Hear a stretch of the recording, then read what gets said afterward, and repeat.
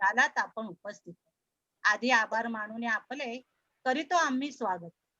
शिवाजी शिक्षण संस्थेचे multipurpose technical high school आणि कनिष्ठ महाविद्यालय या शिक्षण संस्थेत मी ग्रंथपाल वंदना रुमडे ऑनलाईन सर्व उपस्थितांचे विशेष म्हणजे आजच्या कार्यक्रमाचे पाहुणे सन्माननीय श्रीयुत सचिन म्हसे साहेब यांचे आणि rotary club of Pune Warje येथील अध्यक्ष सन्माननीय श्रीयुत विनायक पाटील साहेब यांचे सहर्ष स्वागत करते.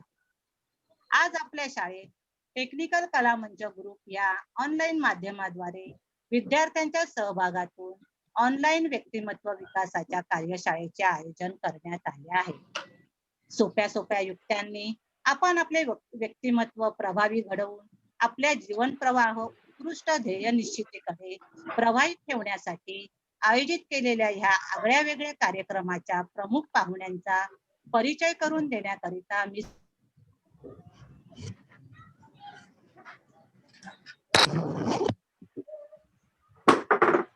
हॅलो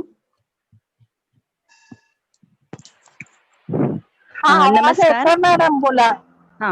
नमस्कार. शिवाजी शिक्षण संस्था मल्टीपर्पज टेक्निकल हायस्कूल ऑनलाईन विशेष मार्गदर्शन उपक्रम अंतर्गत शोध आपल्यातील हनुमंताचा या आपल्या कार्यशाळेस बहुमूल्य असे सहकार्य करणारे श्री विनायक पाटील सर यांची उपस्थिती आपल्याला लाभली आहे.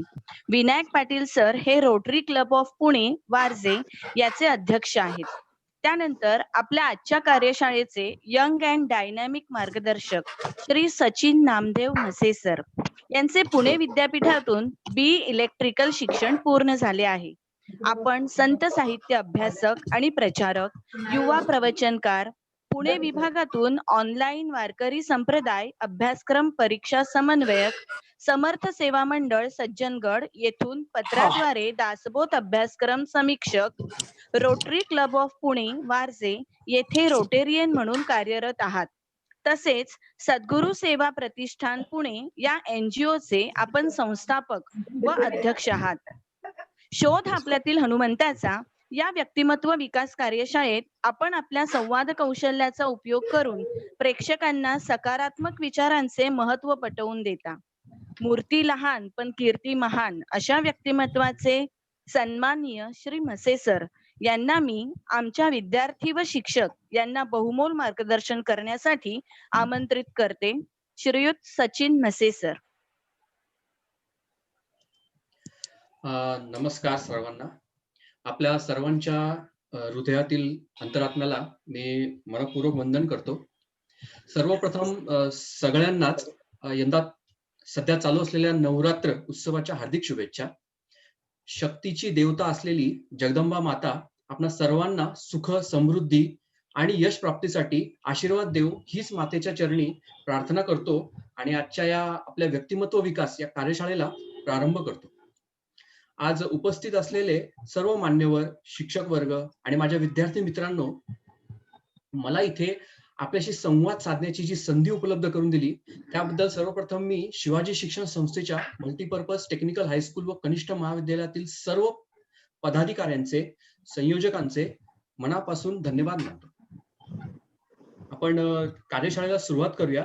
कार्यशाळेचं नाव आहे शोध आपल्यातील हनुमंताचा. म्हणजेच ही एक व्यक्तिमत्व विकासाची एक कार्यशाळा आहे. तर चला तर सुरुवात करूया.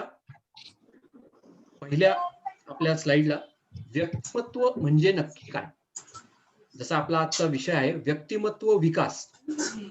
व्यक्तिमत्व विकास हे जाणून घेण्याआधी प्रथम आपण जाणून घेऊया व्यक्तिमत्व.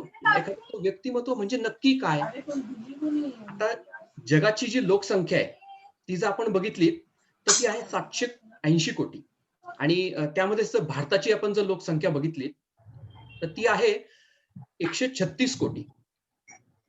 आणि आता एवढे सगळे लोकसंख्या असले तरीही प्रत्येक व्यक्ती ही आपल्या दुसऱ्या व्यक्तीपेक्षा भिन्न आहे.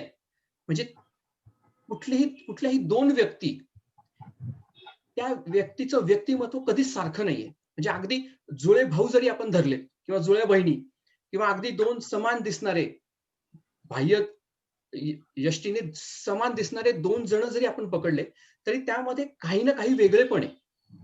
तर हे वेगळेपण म्हणजेच हे त्याचं व्यक्तिमत्व आहे.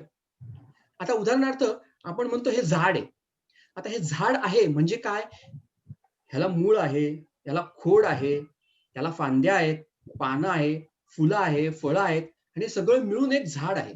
तसंच एक व्यक्तिमत्व, एक व्यक्तिमत्व म्हणजे नक्की काय? तर एक व्यक्ती जसं त्याचं बाह्यरूप आहे, बाह्यरूपाप्रमाणे त्याचं अंतर्रूप आहे.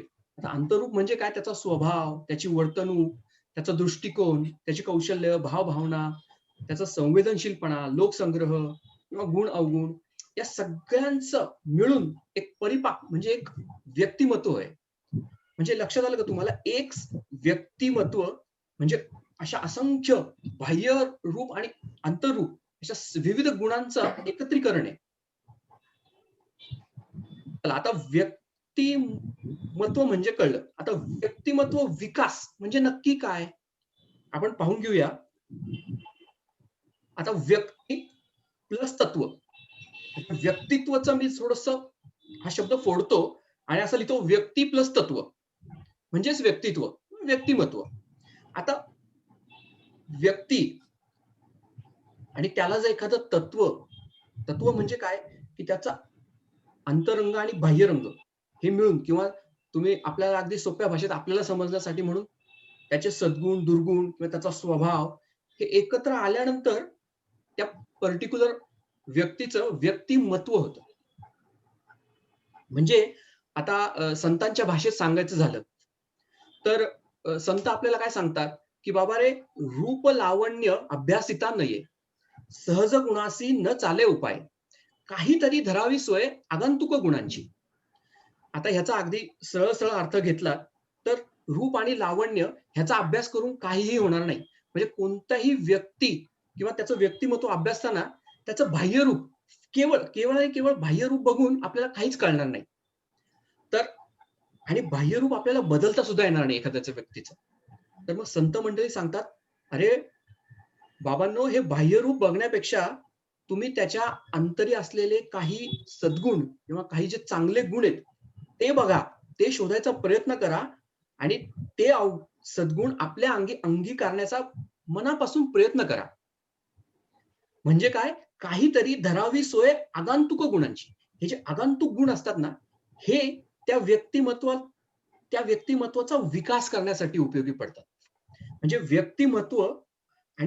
व्यक्तिमत्व आणि प्लस त्याला केलेला हा सततचा अभ्यास, त्यातल्या सद्गुणांचा केलेला अभ्यास आणि तो आपल्या अंगी बाणण्याचा जो प्रयत्न करणे, यालाच व्यक्तिमत्व विकास करणे असं म्हणतात. म्हणजे अगदी सोप्या भाषेत समर्थ रामदासांचीच अजून एक त्याच दासबोधामधलीच एक ओवी आहे. अवगुण सोडिता जाती, उत्तम गुण अभ्यासिता येती, कुविद्या सांडून शिकती शहाणे विद्या. म्हणजे काय? की आपल्याकडे जे अवगुण असतात, आता सर्वप्रथम आपल्याकडे कोणते कोणते गुण आहेत आणि ह्या गुणांना अवगुण म्हणतात की सद्गुण म्हणतात, याचा थोडासा आपल्याला अभ्यास केला पाहिजे. हा आपण आता पुढच्या काही स्लाइड्स मध्ये पाहणारच आहोत. पण एक लक्षात ठेवा, कोणताही अवगुण हा सोडिता जातो, म्हणजे ह्याला प्रयत्न केला तर तो आपल्याला सुटू शकतो आणि उत्तम गुण अभ्यासिता येते. त्याचप्रमाणे काही उत्तम गुण, काही चांगले गुण जे असतात ते आपल्याला अभ्यासून आपल्या अंगीकारता येतात. त्याच्यानंतर कुविद्या सांडून शिकती शहाणे विद्या. म्हणजे आपल्याकडे जर एखादी वाईट विद्या असेल किंवा वाईट हे असेल तर आपल्याला ती सोडून एखादी चांगली विद्या आपल्याला नक्की आत्मसात करता येते. प्रयत्नपूर्वक आपल्याला आत्मसात करता येते आणि यालाच आपण व्यक्तिमत्व विकास असं म्हणतो. चला तर आपण पुढच्या स्लाइड मध्ये बघूया या व्यक्तिमत्व विकासाचे प्रकार तरी किती आहेत. आता व्यक्तिमत्व विकास म्हणजे आपल्याला साधारण ढोबळमानाने आयडिया आली आहे की सद्गुण आणि दुर्गुणांची ओळख. आपल्याला समजण्यासाठी आपण सध्या एवढंच लक्षात घेऊया. तसा हा मानसशास्त्राचा विषय खूप मोठा आहे, पण आपल्याला समजण्यासाठी आपण काय लक्षात ठेवूया की चला, व्यक्तिमत्व विकास म्हणजे सद्गुण आणि दुर्गुणांची ओळख असणे. आता ह्या ओळख असणे आणि नसणे ह्याच्यावरनं आपण व्यक्तिमत्वाचे प्रकार पाडू शकतो. आता एक अजून प्रकार आहे अविकसित व्यक्तिमत्व. अविकसित व्यक्तिमत्व म्हणजे काय? की अशा व्यक्तिमत्वाला आपल्या सद्गुणांची आणि आपल्या दुर्गुणांची अजिबात ओळख नसते. म्हणजे कोण? म्हणजे अगदी लहान मुलं किंवा मानसिक अपंग अशा लहान मुलांना अजिबात माहित नसतं की हे चांगलं आहे किंवा हे वाईट आहे असं. तर त्याला म्हणतात अविकसित व्यक्तिमत्व. असामाजिक व्यक्तिमत्व म्हणजे काय, की असं व्यक्तिमत्व ज्याला दुर्गुणांची ओळख आहे. म्हणजे काय वाईट आहे हे कळतंय. काय वाईट हे कळतं, पण त्याला सद्गुणांची ओळखच नसते. म्हणजे कोणी त्याला सद्गुरू भेटलेले नसतात किंवा कोणी मार्गदर्शक असा भेटलेला नसतो, की जो त्याला सद्गुणांची ओळख करून देईल. तर अशी समाजात माणसं असतात, जसं चोर किंवा डाकू किंवा एखादा अपराधी. त्यांना समाजाशी काही घेणं नसतं. त्यांना फक्त स्वतःचा स्वार्थ तो बघत असतात. त्यामुळे अशा व्यक्तिमत्वाला म्हणतात, की असामाजिक व्यक्तिमत्व. पतनोन्मुख व्यक्तिमत्व असं आहे त्याच्यामध्ये म्हणजे त्याच्यामध्ये त्याला सद्गुणांची ओळख असते. पण त्याला दुर्गुण आपले काय आहेत हे माहिती असून सुद्धा कधी-कधी तो त्याला माहिती नाही असं दाखवतो. म्हणजे काही आपण बघतो उच्च शिक्षित माणसं असतात, की अभ्यासाच्या अंगाने ते शिकलेले आहेत. पण त्यांना आपले दुर्गुण एकतर अ, ओळख नाहीये किंवा ते मुद्दाम असूनही झाकतायत आपले दुर्गुण. तर अशी माणसं जसं व्यसनी माणूस, एखादा व्यसनी माणूस असेल, तर अशा माणसांना म्हणतात, की पतनोन्मुख व्यक्तिमत्व. आणि शेवटचं जे व्यक्तिमत्व आहे ते आहे विकसनशील व्यक्तिमत्व. आता हे विकसनशील व्यक्तिमत्व म्हणजे काय, की या व्यक्तिमत्वामध्ये त्याला आपल्या सद्गुणांची ओळख असते, आपल्या दुर्गुणांची सुद्धा ओळख असते आणि असा माणूस हा नेहमी ह्या सतत कुठलंही कार्य करताना किंवा कुठलीही गोष्ट करताना तो या आपल्या सद्गुणांची आणि दुर्गुणांची ओळख घेत असतो. आपण जे करतोय हे सद्गुणांमध्ये मोडतं की दुर्गुणांमध्ये मोडतं. याचा सतत अभ्यास करत असतो. त्यामुळे अशा लोकांना आपण महान व्यक्ती म्हणतो. म्हणजे आपण आता आपला व्यक्तिमत्व विकास करताना आपल्याला या विकसनशील व्यक्तिमत्वांचा अभ्यास करायचा आहे. तर असे विकसनशील व्यक्तिमत्व कोणते असतात? आपण पाहूयात.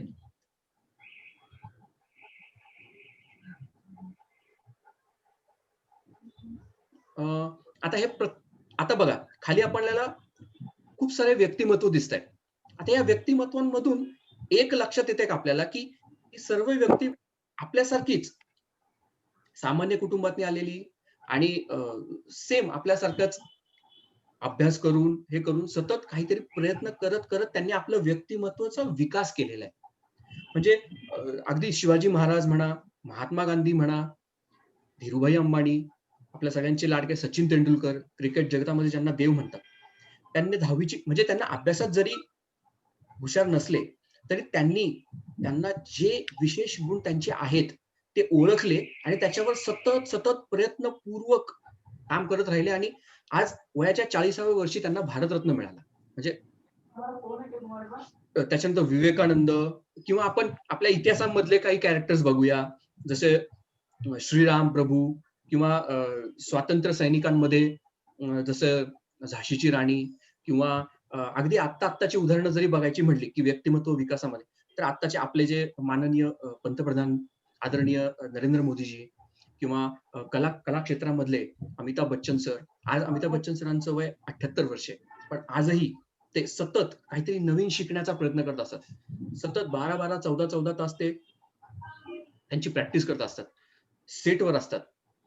नंतर आपले अब्दुल कलाम सर अगदी पेपर टाकण्याचं काम पासून त्यांनी सुरुवात केली आणि आज ते इस्रोचे हेड होते.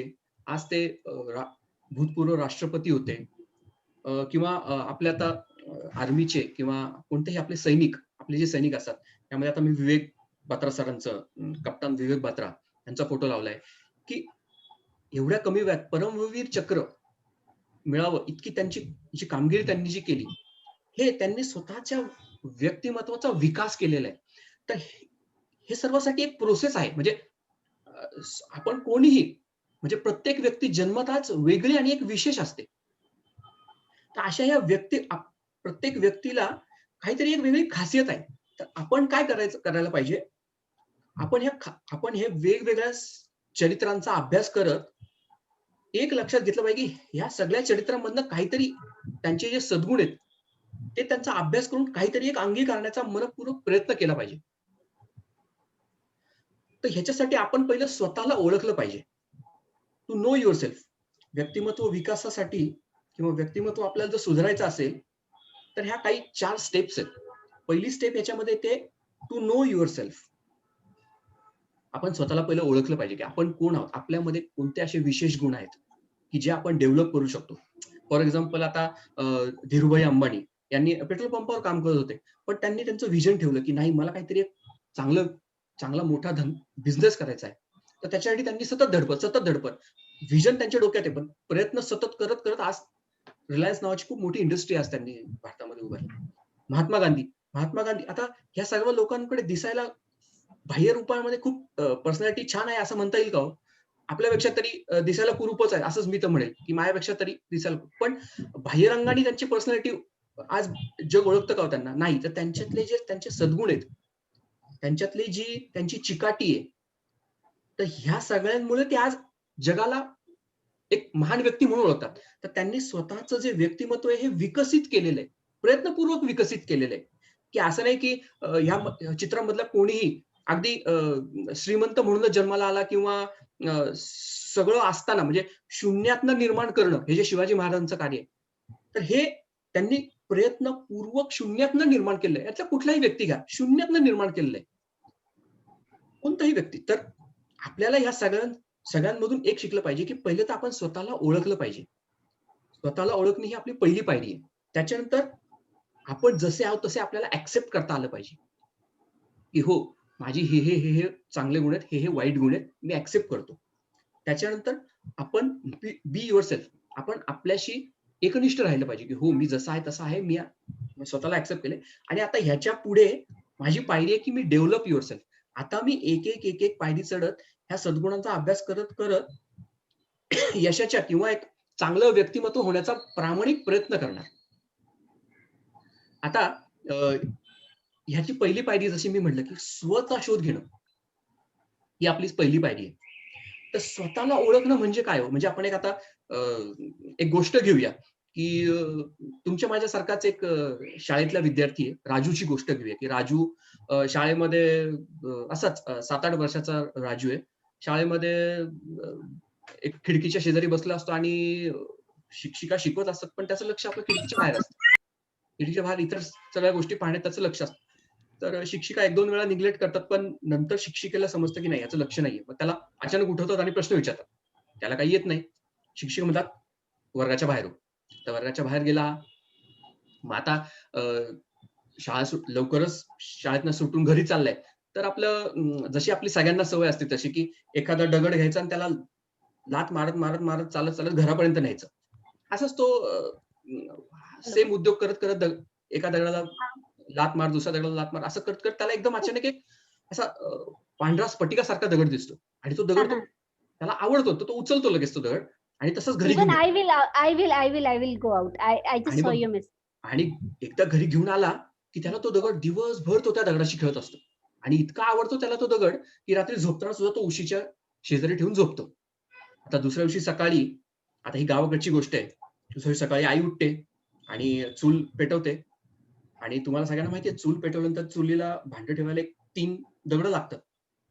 आणि 2 दगड असतात. आईकडे आई पटकन एखादा दगड पटकन घ्यावा म्हणून ती राजूच्या शेजारी झोपलेला उशीच्या शेजारचाच तो दगड घेते आणि चुलीवर ठेवते आणि ते त्याच्यावर भांडं ठेवून स्वयंपाक करायला लागते. राजू उठतो. राजू बघतो, "अरे माझा दगड कुठे आहे?" बघतो तिकडे आईने त्या चुलीच्या खाली ठेवलाय. तो लगेच आईला काढायला सांगतो आणि आपल्यापाशी ठेवून घेतो. दुसरा दिवस जातो. बाबा बघतात त्याचे. बाबा शेजारीच घराच्या शेजारीच त्यांचं ऑफिस असतं, कार्यालय असतं. तिथे बाबा कामाला जात असतात. तर ते खूप सारे पेपर असतात बाबांकडे. तर बाबा म्हणतात, "अरे हा दगड चांगला आहे, पेपरवेट म्हणून चांगला दिसायला पण छान आहे.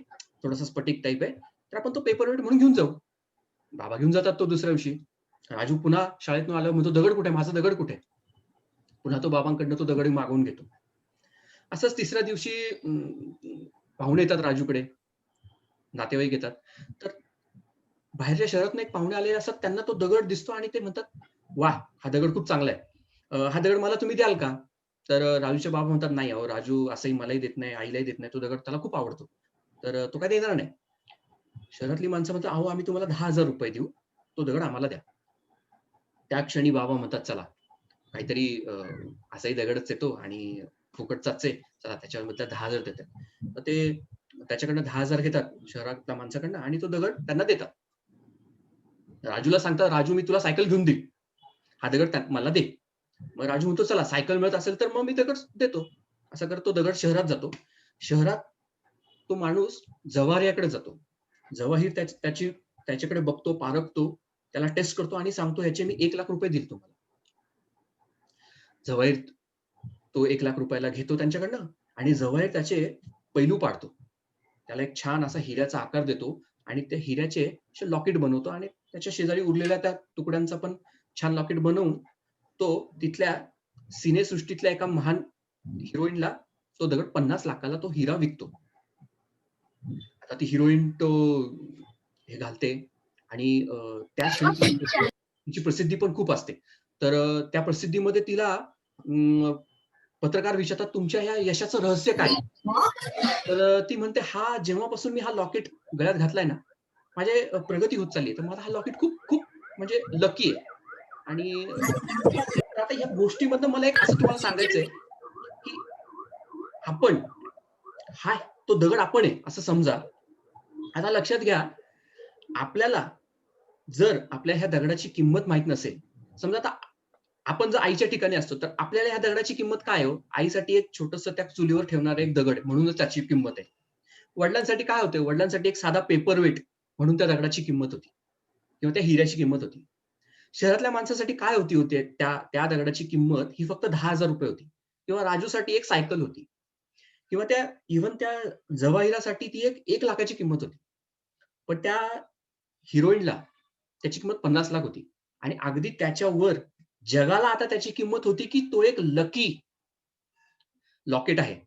म्हणजे त्याची किंमत खरं तर आता ती अमूल्य झाली होती.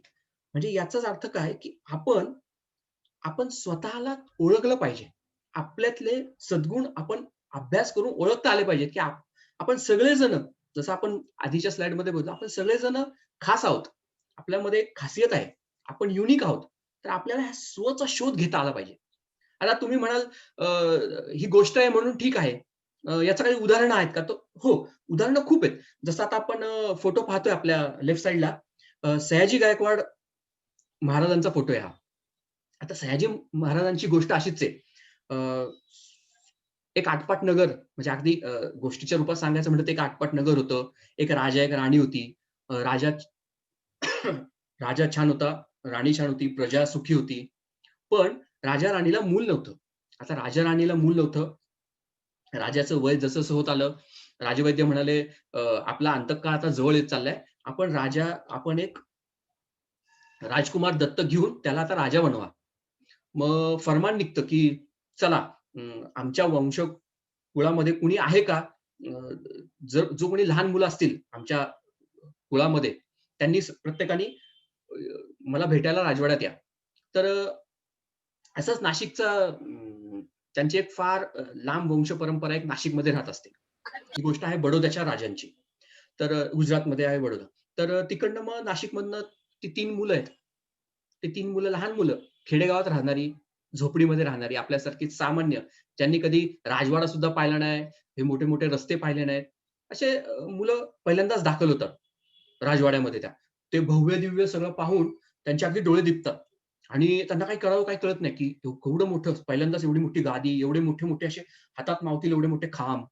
असं सगळं बघून ते एकदम दिपून जातात आणि राजा आणि राणी तिथे बसले असतात. प्रत्येकाला ते एकच प्रश्न विचारत असतात. "का रे बाळा इथं कशाला आलास?" एवढंच. आणि मग काही सांगतात, "मी इथं आलो की मला आता दूध मिळेल किंवा मला चॉकलेट्स मिळतील." म्हणजे असं लहान मुलांची आता आनंदाची कल्पना हीच असते. तर तसंच ह्या 3 मुलं असतात.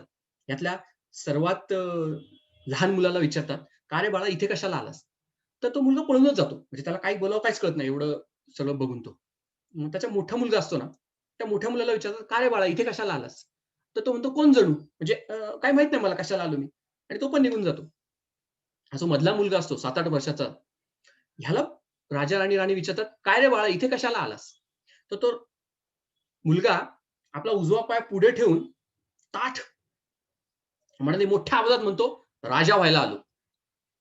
आता बाकी सगळ्या कॅन्डिडेटला सोडून राजा आणि राणी ह्या मुलाला सिलेक्ट करतात. आणि याचा जो आत्मविश्वास, राजा व्हायला आलो, हे जर त्याचं जे स्वचं ओळखणं त्याच्याने त्याला पुढे शिक्षण आणि राजेशाही सगळं शिक्षण त्याला देतात आणि पुढे हेच सयाजी शिंदे, सयाजी गायकवाड म्हणून बडोद्याचे संस्थानाचे राजे होतात. आणि जसे ते त्यावेळेस म्हणाले की राजा व्हायला आलो, तसे हे राजा होऊन स्वतःमधला त्यांनी राजा ओळखलेला असतो. आणि त्याचप्रमाणे नंतर संस्थानाचे अध्यक्ष हे झाल्यानंतर, संस्थानाचे अधिपती झाल्यानंतर त्यांनी इतरही आपल्या भारतातले इतरही अनेक लोकांना त्यांच्यातले गुण ओळखून त्यांना प्रवृत्त केले. म्हणजे अगदी तुम्हाला सांगायचं होतं, बाबासाहेब आंबेडकरांना स्वतः सयाजी गायकवाड महाराजांनी त्यांच्यातलं टॅलेंट ओळखून त्यांना विदेशामध्ये शिकण्यासाठी पाठवलं. आणि विदेशातनं शिक्षण घेऊन आल्यानंतर त्यांना आपल्या संस्थानामध्ये क्लास 1 ऑफिसरची नोकरी पण दिली. तसेच लोकमान्य टिळकांना त्यांनी बाहेरनं मदत केली. सशस्त्र क्रांतीच्या सर्वच क्रांतिवीरांना त्यांनी मदत केली. स्वतः शाहू महाराजांचं शिक्षण या बडोद्याच्या संस्थानामध्ये त्यांच्या अध्यक्षतेखाली झालं. किंवा अजून अरविंद घोष यांच्यासारखे त्यांच्यामध्ये त्यांच्या संस्थानामध्ये होत्या. त्यांच्या संस्थानामध्ये असे वेगवेगळे कला आणि साहित्यामधले विशेष गुण मिळवलेले लोक तिथे होते. म्हणजे राजांनी, सयाजी गायकवाड महाराजांनी काय केलं की स्वतःमधला तर स्व ओळखला, स्वतःमधला तो राजा ओळखला आणि इतरांच्या मधला सुद्धा राजा ओळखला त्यांनी. तर आपल्यालाही असंच स्वचा शोध घेता आला पाहिजे. म्हणजे स्वचा शोध घेणे म्हणजे काय, की आपल्यामध्ये असलेले अवगुण आणि आपल्यामध्ये असलेले दुर्गुण ते शोधता आले पाहिजेत आपल्याला. आणि ते जर शोधता आले तर त्याच्या पुढची प्रोसेस आहे की कुविद्या सांडून शिकती किंवा अवगुण सोडिता जाती. मग ते जे आपण शिकलोय की आपले हे वाईट गुण आहेत ते हळूहळू प्रयत्नपूर्वक सोडता आले पाहिजेत. आणि जे सद्गुण आहेत ते आपल्याला हळूहळू अंगीकारता आले पाहिजे. तर असे बरेचसे गोष्ट आहेत त्याच्यामध्ये. तर आपण पुढची स्लाइड मध्ये जाऊया, की आता हनुमंत का अभ्यासावा, म्हणजे किंवा मी या व्यक्तिमत्व विकास कार्यशाळेचं नाव शोध आपल्यातील हनुमंताचा असंच का ठेवलंय. तर याच्या मागे हेच आहे की आपल्याला जर व्यक्तिमत्व विकास करायचा असेल तर आपल्याला याच सद्गुण आणि दुर्गुण ओळखून ज्यांनी स्वतःचा विकास करून घेतला अशाच काही चरित्रांचा अभ्यास करता आला पाहिजे. आणि म्हणून मी आपल्या इतिहासातले एक महान चरित्र रामायणामधलं जसं श्रीराम प्रभू आहेत तसंच त्यांच्याच तोडीला तोड असं एक उत्तम व्यक्तिमत्व जे आपण खरंच अभ्यास केला पाहिजे तसं हनुमंतर आहेत. त्यांचा अभ्यास का केला पाहिजे, तर आपण एक लक्षात घ्या. आपण आता जे 10वीतली मुलं आहेत किंवा 8वी 9वीतली मुलं आहेत ते एक प्रयोग करतात सायन्सच्या त्यांच्या प्रयोगशाळेमध्ये, की लोहचुंबक असतं आणि लोहाचा किस असतो. आणि तुम्ही जर ते लोहचुंबक लोहाच्या किसाच्या शेजारी नेलं ना तर पटापटा पटापटा ते लोहाचे किस त्याला नॉर्थ आणि साऊथ पोलला असे चिटकून बसतात. जसं मी ते चित्रामध्ये दाखवलंय अगदी त्याप्रमाणे. तर हे असं जे आपण पाहतो, हा प्रयोग जो आपण करतो त्यात आपल्याला एक शिकता आलं पाहिजे की हा जो लोहचुंबक आहे हा नेहमी नॉर्थ आणि साऊथ पोलला एकनिष्ठ असतो. म्हणजे आपण काय केलं पाहिजे, आपल्यातला जेव्हा आपण स्व ओळखू तेव्हा आपण पण आपल्याला जे ध्येय किंवा स्व ओळखल्यानंतर आपण जे क्षेत्र निवडणार आहोत त्यामध्ये आपण बेस्ट ऑफ बेस्ट देता आलं पाहिजे. म्हणजे त्यामध्ये आपण एकनिष्ठाने तिथे चिकाटीने काम केलं पाहिजे. सतत प्रयत्न, सतत शिकत राहिलं पाहिजे. तर मग आपल्याला भोवतालचे सगळेजण आपल्या व्यक्तिमत्वाचा फॉलो करतात. आपल्या व्यक्तिमत्वाला फॉलो करतात. जसं ह्या लोहचुंबकाला सगळे लोहपीस येऊन चिकटलेले आहेत. तसंच अगदी होतं. किंवा आता आपण बघतो की महिला वर्ग जे आहे ते आरशामध्ये बघून जेव्हा कुंकू, टिकली जे काय असेल वयोवृद्ध बायका कुंकू लावतात मोठं, किंवा आत्ताच्या आपल्या मुली किंवा आपल्या माता आता भगिनी त्या टिकली लावतात. तर त्या काय करतात, आरशामध्ये बघतात, आरशामध्ये आपलं प्रतिबिंब बघतात, पण त्या आरशाला काही करत नाहीत. तो बदल किंवा तो जी टिकली आहे ती आपल्या आपल्या कपाळाला लावतात. म्हणजे हे जे चांगले चांगले व्यक्तिमत्व असतात जे आपण आता मागे पण बघितले, आणि हनुमंतराय सुद्धा किंवा कुठलेही एक संत पुरुष असतात, ह्यांच्याकडे आपण बघायचं, आरशासारखं बघायचं. म्हणजे त्यांच्यातलं फक्त बघायचं, पण जेव्हा आपल्याला काही कृती करायची आहे तेव्हा ती आपण स्वतःमध्ये करायची आहे. तर आपल्या स्वतःमध्ये तो बदल घडवून आणायचा आहे, तरच आपल्या व्यक्तिमत्वाचा विकास होणार आहे. तर तर हेच आपल्याला ह्या सगळ्यांमधनं एकच की हनुमंतराय किंवा श्रीराम किंवा कोणत्याही आत्ताच्या काळातले कोणतेही व्यक्तिमत्व घ्या, त्यांच्याकडे आपल्याला फक्त त्यांच्या सद्गुणांचा अभ्यास करायचा आहे आणि ते सद्गुण आपल्यामध्ये इम्प्लिमेंट करण्याचा प्रामाणिक प्रयत्न करायचा आहे. तरच आपल्या स्वतःच्या व्यक्तिमत्वाचा विकास होऊ शकतो. आता आपण काय करूया, आपण अगदी लहानपणा म्हणजे हनुमंतरायांच्या लहानपणापासूनच्या गोष्टी बघूया, की कसे होते हनुमंतराय किंवा त्यांनी कसं हे केलं. तर आपण बघूया की अगदी म्हणजे सगळ्यांना माहिती आहे की हनुमान, बाल हनुमान जेव्हा मारुती जेव्हा एकदम छोटे होते ना, तेव्हाच त्यांना ते सूर्य असा उगवता सूर्य होता. तो जस्ट असं एक फळ वाटलं त्यांना, की अरे काहीतरी सफरचंदासारखं फळ आहे आणि आपण ते घ्यायला जाऊया, ते खाऊया आपण. आणि त्यासाठी त्यांनी आहे असंच उड्डाण केलं. म्हणजे पाळण्यातनंच त्यांनी डायरेक्ट ते आता स्वतः वायूचे पुत्र असल्यामुळे त्यांना ती झेप तेवढी घेता आली. तर याच्यामधनं आपण काय शिकलं पाहिजे, की बाबा आपल्याला सुद्धा ह्या हनुमंतरायांसारखंच सतत काहीतरी नवीन शिकण्याची ती अशी एक खुमखुमी आली पाहिजे, की किंवा क्युरिओसिटी असते ना, की एखादी नवीन गोष्ट आहे. समजा मार्केटमध्ये आपण जसा आता नवीन मोबाईल आला, तर आपण अगदी म्हणजे त्याला 4-5 वेळा भले आपल्याला वापरता येत नसू, पण सारखं आपलं ते 4-5 वेळा बघून बटणं वेगवेगळी दाबून आपल्याला कळतं, की अरे हां, हो, येस, असं असतं हे. फॉर एक्झाम्पल आता हे Zoom ॲप्स. Zoom ॲप आधी आपण वापरत नव्हतो, पण आता आपल्या कोणालाच माहीत नव्हतं. आपण काय असं ट्रेनिंग घेतलेलं नाही त्याचं. पण कसं नवीन गोष्ट आहे ही. काहीतरी नवीन आहे. मग हे शिकायचं, काहीतरी नवीन आहे. आता मग आज आपण सगळेजण जॉइन पण होता आलं आपल्याला. आपल्याला आता रेकॉर्ड पण करता येतं आपल्या गोष्टी आणि आपल्याला पाहता पण येतं, की काय-काय आहे ह्याच्यामध्ये. काय-काय नवीन-नवीन आहे. तर हे असं आपल्याला ना नेहमी आपल्यामध्ये हनुमंतरायांच्या या कथेवरून आपल्याला सारखं नवीन गोष्टी शिकण्याची एक प्रेरणा मिळाली पाहिजे, की चला म्हणजे आता हनुमंतरायांनी जसं आपण म्हणालो, की उड्डाण केलं. सूर्याला बघून उड्डाण केलं. तसं आपल्यामध्ये पण सेल्फ बिलीव्ह पाहिजे, की हो मी हे करू शकतो. हनुमंतरायांमध्ये ते सेल्फ बिलीव्ह होतं, की हो मी ते फळ खाऊ शकतो म्हणून आणि मला ते खायचंच आहे. तसंच आपण आता अभ्यास करताना अननेसेसरीली की मी फेल झालो तर काय होईल किंवा मला अभ्यास होईल का? असा विचार करण्यापेक्षा सेल्फ बिलीव्ह हो मी आजपासून मनापासून अभ्यास करणार आणि मी यश मिळवणारच. हे जे असं सेल्फ बिलीव्ह आपल्यामध्ये आपण स्वतःला जर बिलीव्ह केलं, की हो मी अभ्यास चांगला करेल आणि मी अभ्यास चांगला केला तर मला नक्कीच चांगले मार्क मिळतील. यात शंकाच नाही. कारण तुम्हाला तुमच्या अभ्यासावर विश्वास पाहिजे. तसंच आपले संत मंडळी जे आहेत, समजा तुकाराम महाराज, जगद्गुरू तुकाराम महाराज सांगतात, "असाध्य ते साध्य करीती सायास, कारण अभ्यास तुका म्हणे." आता हे तुकाराम महाराज म्हणतात, की सतत जर तुम्ही सायास म्हणजे काय, की सतत प्रयत्न करत राहणे. तुम्ही जर सतत प्रयत्न करत राहिलात, तर नक्कीच जे असाध्य गोष्ट आहे, ते सुद्धा तुम्ही साध्य करू शकता. म्हणजे अगदी या कुठल्याही चरित्राचं तुम्ही बघितलात, धीरूभाई अंबानी. असंच आपण बघूया, की पेट्रोल पंपावर पेट्रोल भरत असताना त्यांनी हे व्हिजन ठेवलं, की हो मी एक मोठा स्वतःची ऑइल इंडस्ट्री काढणार आहे. हे जे मी ऑइल भरतोय आता. तर हे असाध्य ते साध्य आहे आणि त्यांनी करून दाखवलं ते. सचिन तेंडुलकर अगदी 10वी त्यांना परीक्षेला सुद्धा बसायला क्रिकेटमुळे वेळ नव्हता. तर त्यांनी असाध्य ते साध्य म्हणजे अगदी वर्ल्ड रेकॉर्ड्स करणे म्हणजे सतत प्रयत्न करत त्यांनी क्रिकेटमध्ये मन लन धावून जे क्रिकेटची प्रॅक्टिस केली आहे, त्याच्याने ते आज भारतरत्न म्हणजे सर्व वर्ल्ड रेकॉर्ड त्यांच्या नावावर आहेत आणि त्यांना वयाच्या 40व्या वर्षी म्हणजे एवढ्या कमी वयात त्यांना भारतरत्न मिळालं. किंवा आता तुम्ही आदरणीय नरेंद्र मोदीजी म्हणताय. अगदी त्यांच्या म्हणजे लहानपणाच्या काळात चहा विकायचा त्यांना हे करावं लागलं. तर आज ते भारताचे पंतप्रधान आहेत. तर हे काय ते असाध्य ते साध्य.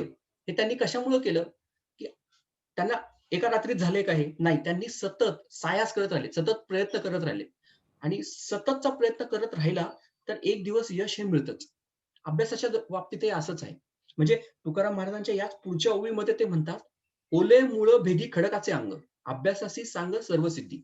म्हणजे ओलं मूळ जे असतं ना, अगदी म्हणजे लहान झाड, अगदी कोवळं-कोवळं जेव्हा झाड येतं ना, छोटंसं तर ते काय करतं, त्याला पाणी मिळण्यासाठी ना, अगदी दगड जरी असेल ना, त्या दगडाला सुद्धा भेदून ते पलीकडे जातं आणि त्याची मुळं ती पाणी घ्यायचा प्रयत्न करतात.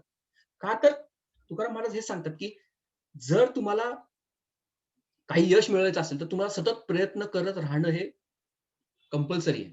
म्हणजे जसं इथे हनुमंतराय ते मिळवण्यासाठी जे त्यांनी ध्येय ठेवलं आणि त्याच्यासाठी जे उड्डाण केलं. भले ते उड्डाण पुढे जाऊन त्यांची हनुवटी फुटली, मग त्याच्यानंतर ते सगळं झालं. पण त्यांनी बेसिक प्रयत्न कसा केला? म्हणजे हनुवटी फुटली तरी चालेल, पण प्रयत्न करताना फुटली पाहिजे. येतंय का लक्षात तुम्हाला? अपयश मिळालं तरी चालेल, पण काहीतरी प्रयत्न करत असतानाच जे आणि ते जे अपयश असतं ना, ते ॲक्चुअली अपयश नसून तो जो आपल्याला आलेला अनुभव असतो. जसे आता थॉमस एडिसन किंवा कुठलेही शास्त्रज्ञ बघा किंवा आता आपण बोललो अब्दुल कलाम सर. अब्दुल कलाम सर इस्रोचे जेव्हा मुख्य सायंटिस्ट होते, तेव्हा त्यांच्या हातनं आपले जे सॅटेलाइट असतात ते वाहून नेणारं जे यंत्र आहे, ते सॅटेलाइट लॉन्चर त्यांचं 1, 2, 3 नाही 5 वेळा फेल झालं. तरी पण त्यांनी सतत प्रयत्न करत करत आज आपलं सॅटेलाइट लॉन्चर हे संपूर्ण जगामध्ये नंबर 1 आहे. म्हणजे आज बाकीच्या देशांपेक्षा कमी खर्चामध्ये आपण आज सॅटेलाइट लॉन्च करू शकतो. म्हणजे हे कशामुळे झालं, की हे सायास करत आले. सतत प्रयत्न करत राहणे. अपयश येणार, हनवटी फुटणार, फुटू द्या, पण प्रयत्न सोडायचा नाही. हे या आपल्या गोष्टीमधनं आपल्याला लक्षात घेता आलं पाहिजे.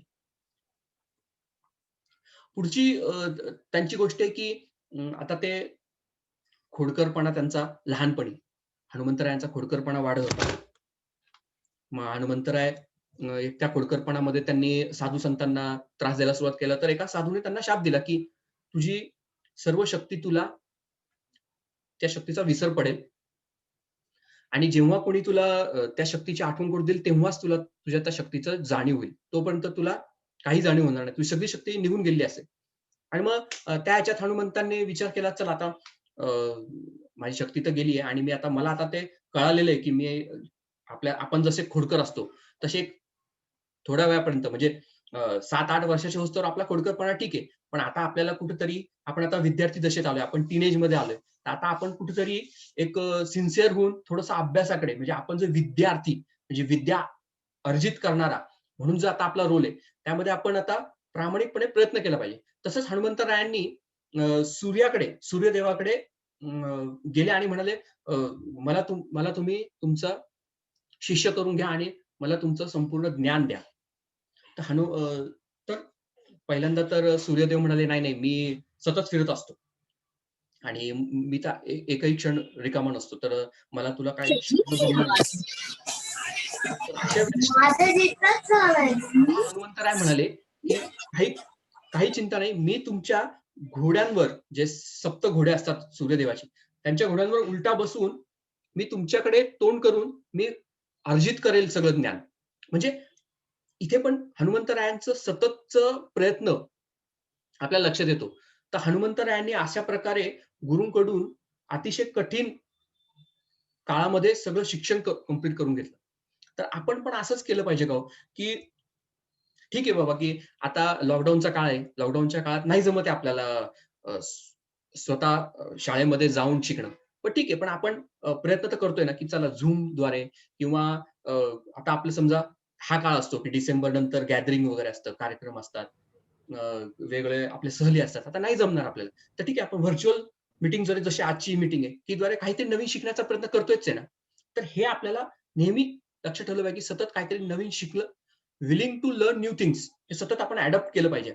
आपल्यामध्ये परिस्थितीनुसार चेंज करता आला पाहिजे आपल्याला. कारण जर आपण चेंज नाही केला, तर आपला विकास हा तिथेच खुंटणार आहे. आपला विकास पुढे होऊ शकत नाही जर आपण त्या परिस्थितीशी जुळवून घेतलं नाही तर.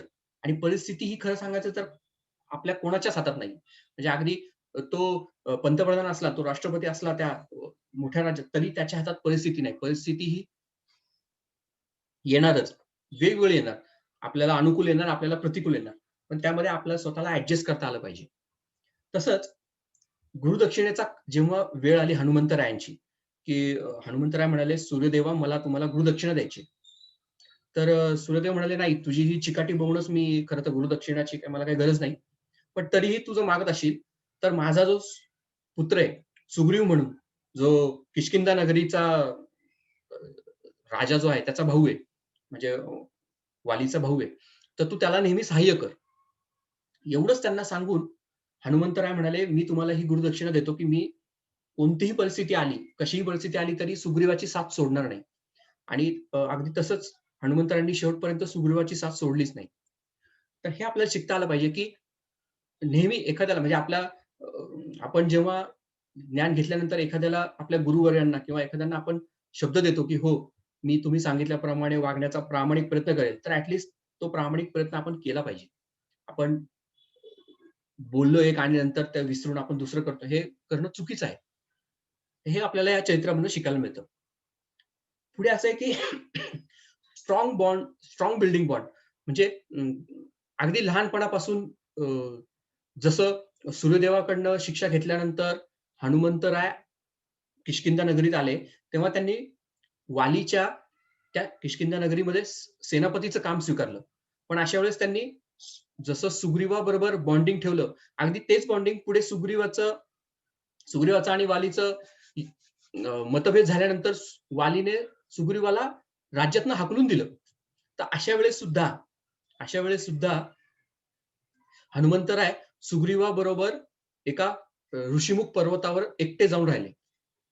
म्हणजे काय, की वालीच्या राज्यामध्ये सरसेनापती असताना सुद्धा ते सुग्रीवाबरोबर तसेच होते आणि अगदी सुग्रीवाला वालीने राज्यातनं हाकलून दिलं, तरी पण त्याच्याबरोबर एकटे राहणारे सुद्धा हनुमंतराय तसेच म्हणजे त्याच निष्ठेने ते सुग्रीवाबरोबर राहिले. मग आपणही असं करतो का हो? आपण म्हणजे आपले मित्र असतील. आता आपला मित्र आपल्याबरोबर रोज अभ्यास करायचा आणि अचानक त्याला अ, मार्क कमी पडले.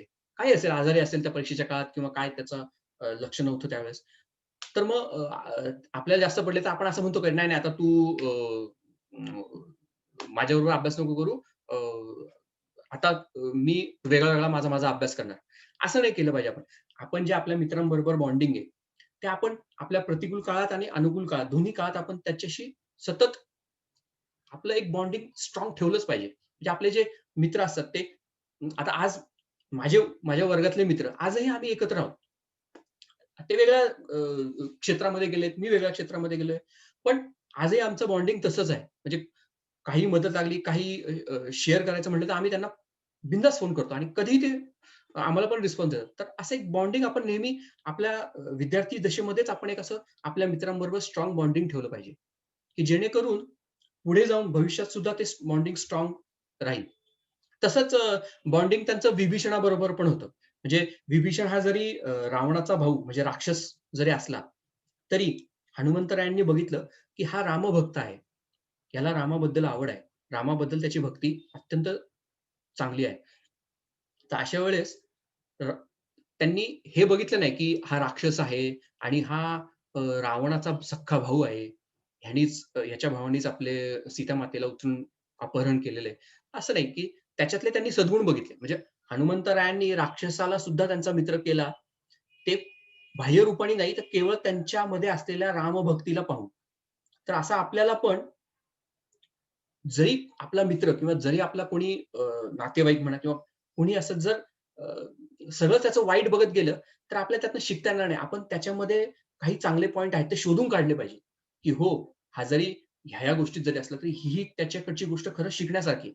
तर ती ती ती गोष्ट आपल्याला शोधता आली पाहिजे आणि ती आपण इम्प्लिमेंट आपल्यामध्ये करता आली पाहिजे, की हो, ह्याच्यात बाकी सगळं नाही, पण मी ह्याचा हा जो गुण आहे, याचा प्रामाणिकपणा म्हणा किंवा ह्याचा वक्तशीरपणा, हा मला आवडला आणि मी हा गुण माझ्यामध्ये 100% अवलंबण्याचा प्रामाणिक प्रयत्न करणार. हे करता आलं पाहिजे आपल्याला. किंवा अगदी बॉन्ड विथ श्रीराम म्हणजे अगदी श्रीरामांबरोबर जेव्हा हनुमंतरायांची पहिलीच ओळख झाली, तेव्हाच त्यांना जो त्यांच्याबद्दलचा आदर वाटला, तो शेवटपर्यंत राहिला. म्हणजे अगदी अ, हनुमंतराय श्रीरामांनी लंका जिंकून अयोध्येला गेले आणि अयोध्येनंतर सुद्धा त्यांचं जेव्हा मृत्यूलोकात जायची वेळ आली, तेव्हा पण हनुमंतराय म्हणाले, "नाही श्रीराम, माझी भक्ती तेवढीच आहे आणि मला तुम्ही अमरत्व प्रदान करा. म्हणजे चिरंजीव पद द्या, की जेणेकरून तुम्ही गेलात तरी मी श्रीराम भक्ती तशीच चालू ठेवेन. तुमचं अवतार कार्य संपलं तरी." तर असे हे जे बॉन्डिंग असतात ना, हे आपण सतत आपल्या व्यवहारामध्ये वागताना आपल्या मित्रांबरोबर, आपल्या गुरुजनांबद्दल बरोबर सुद्धा आपलं एक स्ट्राँग बॉन्डिंग पाहिजे, की बाबा ठीक आहे, आता तुम्ही 10वी झालीत, तुम्ही बाहेर गेलात, कॉलेज झाले, बाहेर नोकरीनिमित्त बाहेर गेलात. तरी पण जेव्हा याल तेव्हा आपल्या किंवा गुरुपौर्णिमे दिवशी किंवा त्यांना भेटता आलं पाहिजे, त्यांच्याशी आदराने बोलता आलं पाहिजे. तर हे स्ट्राँग बॉन्डिंग आपण तो काळ गेल्यानंतर सुद्धा टिकवता आलं पाहिजे. हे हनुमंतरायांकडून शिकता आलं पाहिजे आपल्याला. ठीक आहे. दुसरं म्हणजे हनुमंतरायांचं मोटिव्हेशन. म्हणजे हनुमंतरायांना फक्त बाहेरनंच कोणी मोटिव्हेट केलंय असं नाहीये. काही-काही प्रसंग असे आहेत, की हनुमंतरायांनी स्वतः मोटिव्हेट होऊन काही गोष्टी केलेल्या आहेत. म्हणजे अगदी आता एक्सटर्नल मोटिव्हेशन म्हणलं किंवा बाहेरनं कोणी त्यांना मोटिव्हेट केलंय असा जो प्रसंग आहे तो आहे लंका उड्डाणाच्या वेळेसचा, की दक्षिण टोकाला जेव्हा सगळेजण आले सीतामातेचा शोध घेण्यासाठी, तेव्हा त्यांनी पाहिलं, की नाही आता ह्याच्या पुढे समुद्रच आहे. लांब-लांबपर्यंत मला समुद्र दिसतोय आणि त्या समुद्राच्या पलीकडे कुठेतरी जटायूने सांगितलंय, की एक बेट आहे आणि त्या बेटामध्ये लंका आहे. तर आता एवढं मोठं उड्डाण कोण करणार? तर अशा वेळेस जे जामवंत म्हणून सिनियर त्यांच्या गटामध्ये होते, त्यांनी हनुमंतरायांना त्यांच्या शक्तीची आठवण करून दिली. त्यांना सांगितलं, "हनुमंतराय, आपण हे करू शकता. आपल्यात ही ताकद आहे. आपण वायुदेवाचे पुत्र आहात. आपल्याला इंद्रदेवाने आणि इतर अनेक देवांनी वेगवेगळे वरदान दिलेले आहेत." असं करत त्यांना जो त्यांच्या शक्तीचा त्यांना त्यांच्या आतमध्ये असलेली ती शक्ती जागी करून दिली आणि त्याच्यानंतर हनुमंतरायांनी जे उड्डाण केलं त्यालाच आपण लंका उड्डाण म्हणतो, की जे प्रचंड उड्डाण केलं आणि ते एका झेपेमध्ये लंकेमध्ये पोहोचले. तर हे झालं एक्सटर्नल मोटिव्हेशन. म्हणजे आपल्याला पण आपल्यामध्ये जे आपले जे गुरुवर्य असतात किंवा आपले कधी-कधी आपले मित्र सुद्धा आपल्याला असं मोटिव्हेट करतात, की "हो, तू हे करू शकतोस." म्हणजे अगदी उदाहरण सांगायचं की चला एखाद्याला नाही कमी मार्क पडले किंवा एखाद्या विषयात त्याला यावेळेस यश नाही आलं. ठीक आहे. आपण त्याला मोटिव्हेट करता आलं पाहिजे, की ठीक आहे, एकदा संधी गेली, चुका झाल्या असतील, पुन्हा एकदा प्रयत्न कर, पुन्हा एकदा अभ्यास कर, प्रामाणिक प्रयत्न कर, तुला नक्की चांगले मार्क मिळतील. आणि आपण त्याला असं एक्सटर्नल मोटिव्हेशन देऊन त्याच्याकडनं त्याचं जे त्याच्यामध्ये जी असलेली खरी ताकद आहे अभ्यासाची किंवा खरी जी त्याची ऊर्जा आहे, ती ऊर्जा आपल्याला त्यालाच यूज करून देता आली पाहिजे. त्याला शोधून देता आली पाहिजे. आणि हेच असं एक्सटर्नल मोटिव्हेशन जे असतं, हा एक प्रकारे जशी ही कार्यशाळा आहे. ही कार्यशाळेमधून तुम्हाला हे गुण मी तुम्हाला फक्त सांगून देतोय, की हे गुण आहेत. आता हे तुम्हाला शोधल्यानंतर तुम्ही त्याचा अभ्यास करून हळू ते आपल्या अंतरी बिंबवायचा प्रयत्न केला पाहिजे. तसंच इंटरनल मोटिव्हेशन, की असा एक प्रसंग घडतो. अहिरावण युद्धाच्या वेळेस लंकेमध्ये राम आणि लक्ष्मण यांना घेऊन जातो पाताळ लोकामध्ये आणि पाताळ लोकामध्ये हनुमंत राय त्यांना वाचवण्यासाठी श्रीराम आणि लक्ष्मणांना वाचवण्यासाठी आतमध्ये जातात पाताळ लोकात. त्यांना दिसतं की अहिरावण याचा जे जीव आहे तो असा एका गुहेमध्ये 5 दिवे ठेवलेले आहेत 5 वेगवेगळ्या दिशेला आणि ते दिवे जेव्हा एकाच जोरामध्ये फुकले जातील, 5 दिवे जेव्हा विझतील, तेव्हाच अहिरावण मरणार. तर हनुमंतराय प्रयत्न करतात, गुहेमध्ये जातात. एका दिव्याला फुकायचा प्रयत्न करतात. दिवा विझतो. दुसऱ्याला विझवायचा प्रयत्न करतात, तेव्हा पहिला दिवा परत चालू होतो. मग त्यांना समजत नाही, की काय करावं? अशा वेळेस हनुमंतराय शांत चित्ताने नमस्कार करून श्रीरामांचं ध्यान करतात आणि ध्यान करत त्यांना लक्षात येतं, की आता जेव्हा ते डोळे उघडतात, तेव्हा दिसतं, की त्यांना स्वतःला 5 मुख आलेले आहेत आणि 5 मुख ते प्रचंड जोराने वाऱ्याचा वेग घेऊन फुकतात आणि ते 5ही दिवे एकाच वेळेस विझतात आणि अहिरावणाचा वध होतो. म्हणजे या केसमध्ये काय हनुमंतरायांना कोणी बाहेरनं काही सांगितलेलं नाहीये, की काय करतो आता ह्या प्रसंगामध्ये किंवा अगदी द्रोणगिरी उचलून न्यायचा प्रसंग बघा लक्ष्मण जेव्हा मूर्छित पडला होता तेव्हा, की त्यांना कोणी सांगितलेलं नाही, की काही सॅम्पल पण दिलेलं नव्हतं, की "हो बाबा हे घे आणि ही संजीवनी बुटी आहे, ही शोधून आण." नाही. अशा वेळेस त्यांनी स्वतः म्हणजे कसं अभ्यास करून, चिंतन करून काहीतरी मार्ग निघेल, स्वतः इंटरनली मोटिव्हेट होणे, हे जे म्हणतात ना, म्हणजे अगदी माझं उदाहरण घ्यायचं म्हटलं तर मी रोज सकाळी पहाटे धावण्यासाठी जातो. पण कसं आहे स्वतः उठून जातो हे माझं होत नाही. मग मला आधी मित्रांनी फोन करा, मग मित्रांनी मला उठवा, माझ्या घरी या, मग मला घेऊन जा, असं होत होतं. मग कुठेतरी एक इंटरनल मोटिव्हेशन म्हणतात ना, ते आता की नाही आता बास झालं. आता मी स्वतः ठरवणार, की मी स्वतः उठणार सकाळी आणि मी स्वतः धावण्यासाठी जाणार. तर हे झालं इंटरनल मोटिव्हेशन, की आपण पण असंच, की बाबा सतत आपले आई-वडील सांगत असतात, गुरुजन सांगत असतात, "अरे बाबा अभ्यास कर, तुझं 10वीचं वर्ष आहे, अरे तुझं 12वीचं वर्ष आहे. अरे हा विषय तुला अवघड जातो, तू अभ्यास कर, अभ्यास कर." हे किती दिवस एक्सटर्नल मोटिव्हेशन तुम्ही घेणार? कधीतरी तुम्ही असं ठरवलं पाहिजे, हो, मी आता स्वतः ठरवणार, की मी स्वतः अभ्यास करणार, मी त्या अभ्यासाचं नियोजन करणार, मी वेळापत्रक ठरवणार.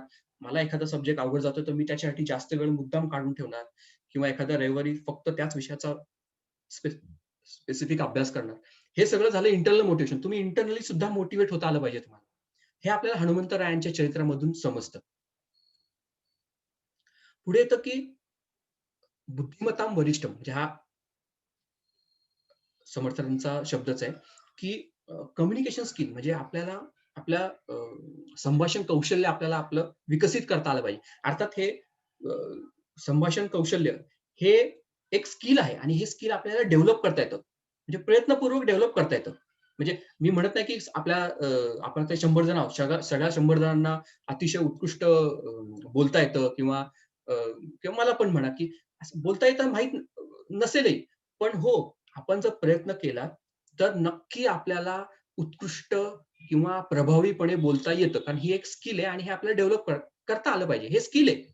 हे काही असं जन्मापासूनच मिळालं म्हणूनच आता काय माझं काय होणार नाही, मला काय आता चांगलं वक्तृत्व करता येणार नाही, असं नाहीये. हे स्किल आपण डेव्हलप केलं पाहिजे. तर हनुमंतरायांचं हे जे स्किल आहे हे अतिशय चांगलं होतं. म्हणजे बुद्धिमत्तां वरिष्ठ म्हणूनच समर्थ त्यांना म्हणतात, की त्यांच्या मारुती स्तोत्रामध्ये. का तर प्रत्येक ठिकाणी जाताना किंवा कोणाशीही बोलताना ते अतिशय मोजकं आणि इतकं व्यवस्थित बोलायचे, की पुढच्याला त्याचा लगेच इफेक्ट व्हायचा. म्हणजे अगदी अ, लंकेमध्ये जाताना बिभीषणा बरोबर त्यांनी जो केलेला संवाद आहे, त्याच्याने आपल्याला समजतं, की बिभीषणाला त्यांनी आपलंसं केलं. भले राक्षस असला तरी रामाची भक्ती पाहून आणि बिभीषणाकडनं सीतामातेचा पत्ता सुद्धा विचारला. म्हणजे हे स्किल आहे. नंतर स्वतः सीतामातेला जेव्हा ते भेटले, तेव्हा पण त्यांनी अतिशय नम्रपणे हात जोडून सांगितलं, की "रामदूत मे सत्य शपथ करुणा निधान की." म्हणजे अगदीच सांगताना सांगितलं, की "हे सीतामाते, मी रामाचा दूत आहे आणि ही एवढीच माझी ओळख आहे." म्हणजे बघा, अतिशय कमीत कमी शब्दात आपला आशय, की मी श्रीरामांचा दूत म्हणून आलेलो आहे आपल्या इथे आणि याच्यापेक्षा जास्त माझी ओळख नाही. हे स्किल आहे सांगण्याचं. हे आपल्याला डेव्हलप करता आलं पाहिजे, की कमीत कमी शब्दात आपला मेसेज सांगता आला पाहिजे आपल्याला. किंवा स्वतः सुग्रीव आणि श्रीरामांची भेट घेऊन देताना अतिशय कमी शब्दांमध्ये हनुमंतरायांनी कन्व्हिन्स केलं श्रीरामांना सुद्धा आणि सुग्रीवांना सुद्धा, की हो, तुमची हे दोघंही आपल्याला एकमेकांना पूरक आहेत. आपण एकमेकांची मदत केली, तर आपण जसं सुग्रीवाला सांगितलं, की आपण किष्किंधा राज्य परत मिळवू शकतो आणि श्रीरामानं सांगितलं, की सुग्रीवाची मदत घेऊन आपण नक्कीच सीतामातेचा शोध घेऊ शकता. म्हणजे हे जे कम्युनिकेशन स्किल आहे, हे खरंच आपल्याला हनुमंतरायांकडनं शिकता आलं पाहिजे आणि आपल्यामध्ये ते डेव्हलप करण्याचा प्रयत्न केला पाहिजे. पुढचं आहे, की नम्रता किंवा अहंकारी नसणे.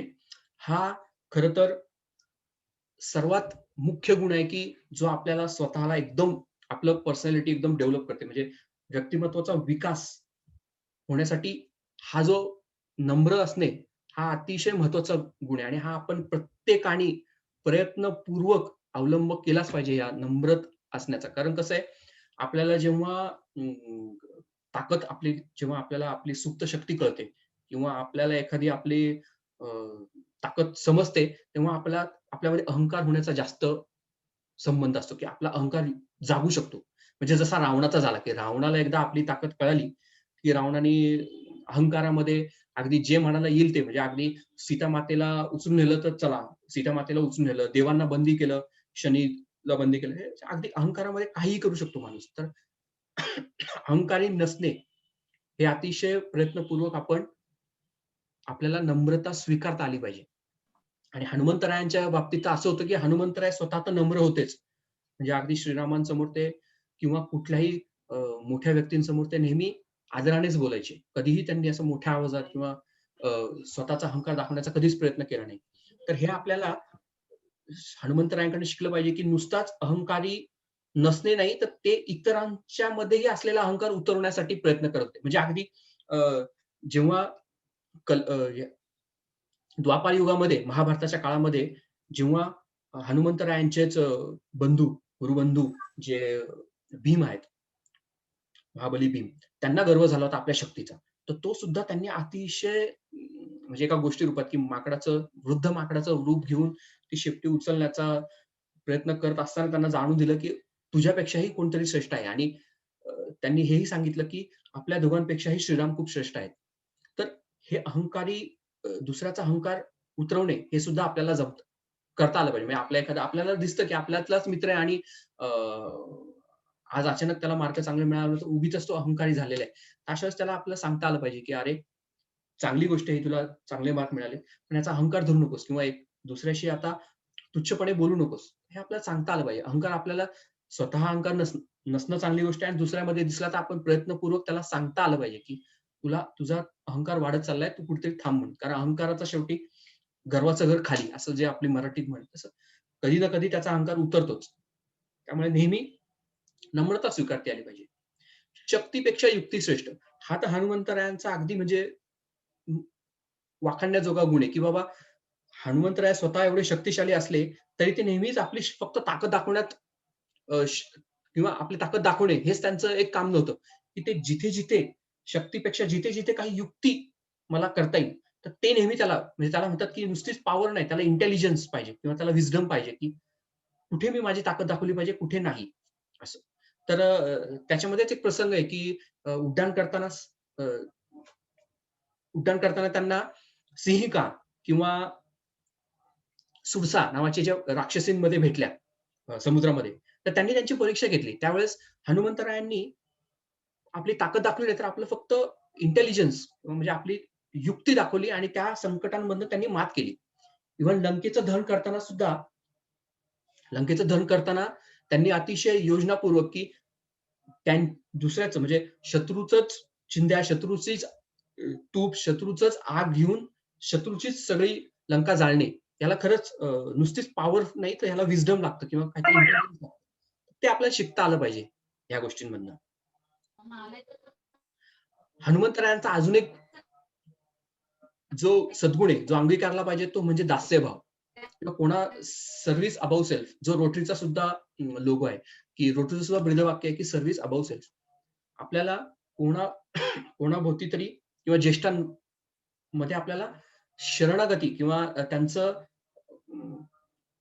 त्यांच्यापुढे नम्रतापूर्वक आपल्याला वंदन करता आलं पाहिजे. आपल्या गुरुजनांपुढे म्हणा किंवा अ, आपल्या आई-वडिलांसमोर म्हणा किंवा आपल्या पेक्षा वयाने श्रेष्ठ असणाऱ्यांसमोर आपण नेहमी दास्यभावात किंवा नम्रतापूर्वक वागलं पाहिजे. म्हणजे आता स्वतः हनुमंतराय तुम्ही बघाल, तर हनुमंतरायांची ताकद ही प्रचंड होती. असं असताना सुद्धा कधीही ते श्रीरामांपुढे किंवा सुग्रीवापुढे किंवा अ, बिभीषणापुढे कधी आपली ताकदीचं प्रदर्शन नाही केलं. त्यांनी नेहमी त्यांना आदरच दिला किंवा स्वतः जामवंत म्हणा, त्यांना सुद्धा आदरानेच त्यांच्याशी वागले बोगले. कधीही त्यांनी गर्व किंवा नेहमी आपल्या दास्यभावामध्ये राहिले, की बाबा हो, मी पण तुमच्यासारखाच सामान्य आहे आणि आपण सगळे मिळूनच कार्य करूया. श्रीरामांचं कार्य आहे. म्हणताना नेहमी श्रीरामांचं कार्य आहे, असं म्हणायचे. तर हे आपल्याला शिकता आलं पाहिजे. स्वतः आता शिवाजी महाराजांचं उदाहरण घ्याल, तर शिवाजी महाराजांनी एवढे किल्ले जिंकले. पण कधी असं म्हणाले नाहीत, की हो, मी इथला राजा आहे. ते नेहमी म्हणायचे किंवा त्यांच्या पत्रव्यवहारामध्ये सुद्धा ते नेहमी उल्लेख करायचे, की हे राज्य व्हावे ही तो श्रींची इच्छा आहे. म्हणजे करता करविता तो रघुनंदन आहे. म्हणजे त्यांनी माझ्याकडनं हे कार्य फक्त करवून घेतलंय. हा जो त्यांचा जो दास्यभाव आहे, हा आपल्याला शिकता आला पाहिजे, की मीच केलं किंवा मी आहे म्हणून हे सगळं झालं. हा सोडून कुठेतरी नम्रता स्वीकारता आली पाहिजे. पुढे तरी एखाद्या मोठ्या शक्तीपुढे आपल्याला झुकता आलं पाहिजे किंवा दास्यभावात राहता आलं पाहिजे. तरच आपल्यामध्ये नम्रता हा गुण आपोआप येतो. दुसरा एक चांगला हनुमंतरायांचा शिकण्यासारखा सद्गुण येतो म्हणजे क्विक डिसिजन. म्हणजे ते उगीचच संकट आलं आणि ते विचार करत बसलेत किंवा खूप जणांची चर्चा करत बसलेत असं नाहीये. तुम्ही कधीही बघा, हनुमंतरायांच्या चरित्रामधले कुठलाही प्रसंग घ्या. अतिशय क्विक म्हणजे एका रात्रीमध्ये त्यांना संजीवनी आणायला पाठवलं. ते संजीवनी त्यांना सापडली नाही.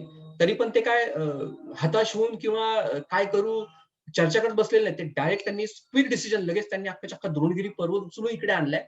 बरं आणल्यानंतर काम झाल्यानंतर तो द्रोणी परत घेऊन ठेवलाय. असंही नाही की काम झालं आता जाऊ द्या, आता राहू द्या इथेच राहा. तसं नाहीये. तर हा त्यांचा जो गुण आहे क्विक डिसिजन. काही क्रिटिकल सिच्युएशनमध्ये आपण जेव्हा कुठेतरी काहीतरी अशी एक अचानक प्रसंग येतो. अशा वेळेस घाबरून जातात किंवा निराश होऊन चालणार नाही. आपल्याला काहीतरी वेगळं करून बघायचं. आपलं आउट ऑफ बॉक्स थिंकिंग काहीतरी करता आलं पाहिजे, की हो काय करू शकतो मी याच्यातनं? म्हणजे नेहमी सकारात्मक विचार करता आला पाहिजे, की एखाद्या गोष्टी शिवाजी महाराजांचं उदाहरण बघा. शिवाजी महाराजांच्या जीवनामध्ये अतिशय खडतर प्रसंग म्हणजे प्रत्येक कामगिरी बघितली तर त्याच्यामध्ये त्यांच्या जीवाला फक्त धोका आणि धोकाच आहे. म्हणजे तिथे मरण हे 100% होतं.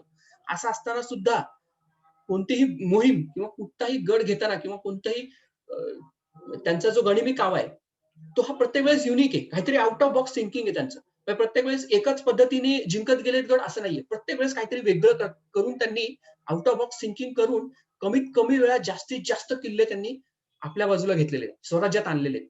तर हे जे आहे, हे जे हे जे टेक्निक्स असतात, की आपण आउट ऑफ बॉक्स नेहमी आपल्याला थिंक करता आलं पाहिजे. नेहमी आपण म्हणून शिवाजी महाराजांचं चरित्र घ्या, हनुमंतरायांचं, महाभारतामध्ये अशी चरित्र ह्यांचा सतत अभ्यास करत राहिला पाहिजे, की ह्यांच्यामध्ये हे जे स्किल आहे आपण डेव्हलप करता आलं पाहिजे आपल्यामध्ये.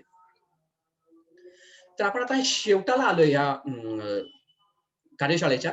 तर मी ह्या कार्यशाळेमध्ये काही बुक्स किंवा काही तुम्हाला चित्रपट सजेस्ट करेल, की तुम्ही हे नक्की पहा. आणि पाहताना लक्षात ठेवा, की ह्याच्यामधनं असे सद्गुण आपल्याला शोधायचे आहेत आणि जे आपल्याला इम्प्लिमेंट सुद्धा करायचे. म्हणजे लायन किंग नावाची जी अॅनिमेशन मूव्ही आहे. छान आहे, म्हणजे फॅमिली सगळेच जण बघू शकतात. तर ह्यामध्ये त्यांनी दाखवलंय, की लहान जो सिंहाचा बछडा असतो, छावा असतो, तो जेव्हा हरवतो आणि त्याच्यानंतर त्याला स्वतःची ओळख जेव्हा होते, त्यानंतर म्हणजे दुसरा कोणी जेव्हा त्याला ओळख करून देतो, स्वतः त्याचे वडील त्याला ओळख करून देतात, की तू कोण आहेस? तेव्हाचा त्याचा फरक हा त्याच्यात दाखवलाय. किंवा लगान मूव्ही म्हणा, लक्ष्य म्हणा किंवा रंग दे बसंती, तारे जमीन पर, ह्या मूव्हीजमध्ये काय की अ, पहिल्यांदा एक त्याचा पूर्व भाग असा दाखवलाय, की त्यांना त्यांच्या स्वची जाणीव नाहीये. त्यांच्यातल्या ताकदीची त्यांना जाणीव नाहीये आणि सेकंड हाल्फ असं दाखवलंय, की हो, त्यांना जाणीव झाल्यानंतर ते असाध्य ते साध्य करू शकतात. म्हणजे जे त्यांनी स्वतः सुद्धा त्यांना माहित नाही, की मी करू शकत होतो. असं सुद्धा त्यांनी करून दाखवलेलं आहे. तर ह्या मूव्हीज आपल्याला ह्या दृष्टीने खूप उपयोगी पडतात. आणि मी म्हणेल चांगले मित्र म्हणजे आपलं वेगवेगळी पुस्तकं सुद्धा वाचली पाहिजेत, की ह्या संतांचं चरित्र किंवा ह्या महान थोर पुरुषांची चरित्र ही वाचता आली पाहिजेत आपल्याला. सतत आपण पुस्तकं वाचत राहिली पाहिजेत. हे आपले चांगले मित्र होऊ शकतात. म्हणजे आपल्याला जेव्हा वेळ आहे, आता समजा दिवाळीच्या सुट्टी आहे, आता नाताळच्या सुट्टी येतात. ह्यामध्ये आपण ठरवून एखाद 2 चांगली पुस्तकं वाचली पाहिजे. जी प्रेरणा देतील किंवा जी आपल्याला सद्गुणांची ओळख करून देतील. अशी चरित्र वाचा, संतांची वचनं वाचा, त्याच्यामुळे आपल्याला प्रेरणा मिळत राहील. ठीक आहे. इथे मी आता थांबतोय कार्यशाळेमध्ये आणि तुम्हा सगळ्यांचं पुन्हा एकदा अभिनंदन करतोय, की तुम्ही आता खरं तर आरंभाला येऊन पोहोचलाय. म्हणजे माझ्या कार्यशाळेचा जरी हा शेवट असला, तरी तुमच्या आता कार्यशाळेमध्ये तर तुमच्या कार्यशाळेचा हा आरंभ आहे. म्हणजे आता इथून ही कार्यशाळा संपल्यानंतर तुम्हाला प्रत्येक गोष्टीमध्ये बघताना आता प्रत्येकाकडे बघताना किंवा प्रत्येक चरित्राचा अभ्यास करताना तुम्हाला आता शोधता आलं पाहिजे त्यातले सद्गुण आणि दुर्गुण सुद्धा आपल्यातले शोधता आले पाहिजेत आणि मग त्याच्यावर काम करत तुम्हाला एक आपल्या व्यक्तिमत्वाचा ह्या बेसपासून एक वरच्या पायरीवर एक पायरी वर चढत हळूहळू आपल्या व्यक्तिमत्वाचा विकास करता आला पाहिजे. तर आपला सगळ्यांना पुन्हा एकदा मनःपूर्वक धन्यवाद. ऍक्च्युली आता व्यक्तिमत्व विकासाला लागणारे सगळे सद्गुण, सगळे विचार आणि लागणारी कृती ही सगळं आता तुमच्याजवळ आहे. ते आता तुम्हाला माहीत झालंय. मी सगळं काही कव्हर करू शकलो नाही कारण खरं तर व्यक्तिमत्व विकासाची कार्यशाळा ही 3-4 दिवसांची असते. पण आपण त्यातले काही सद्गुण घेऊया आणि प्रयत्न करूयात, की आपल्यात ते आपण कसे बिंबवू शकतो किंवा आपण कसे प्रयत्न करू शकतो. तर झालेली ही सगळी कार्यशाळेची सेवा ही हनुमंतरायांनी माझ्याकडून करून घेतली असं मी स्वतः मनोमन त्यांचं आभार करत श्रीरामांच्या चरणी झालेली सर्व सेवा अर्पण करतो आणि या कार्यशाळेला विराम देतो. धन्यवाद. कोणाला काही प्रश्न असतील ना, तर नक्की विचारा.